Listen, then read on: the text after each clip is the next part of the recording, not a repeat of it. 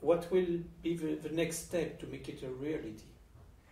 I think we really need to develop partners, really partner families, so that the different generations of kids and parents and grandparents could be in touch with each other, first electronically.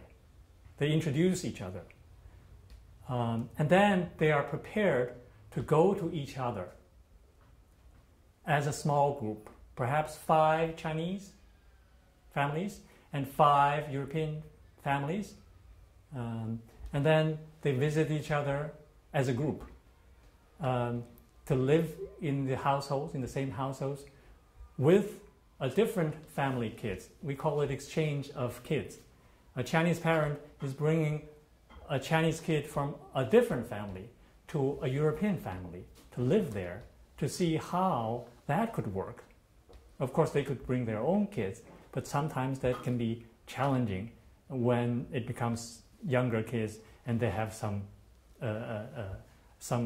habitual ways that it's difficult to break. So we could design different scenarios for families to be together. And then, of course, design other learning elements, like seeing cultural sites, historical sites, venues of cultural, artistic importance, so on and so forth. And how will you start precisely in China? In China, we would align first Chinese families through schools. Schools like this, traditional learning, or the conventional schools, who can mobilize the families, tell their family what this program is about, and then recruit them in an exchange program. And we would invite school and families from Europe to China to have a planning seminar. In the next 2-3 months, we could do that.